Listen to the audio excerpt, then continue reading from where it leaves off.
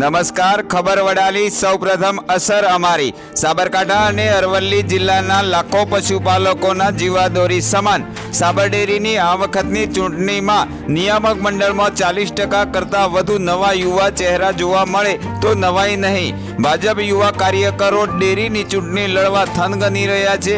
2 જ દિવસમાં 100 કરતાં વધુ ઉમેદવારી પત્રોનો ઉપાડ થતા ભાજપ કાર્યકરો જાણે કે ચૂંટણી લડવા સજ્જ હોવાનું મનાઈ રહ્યું છે।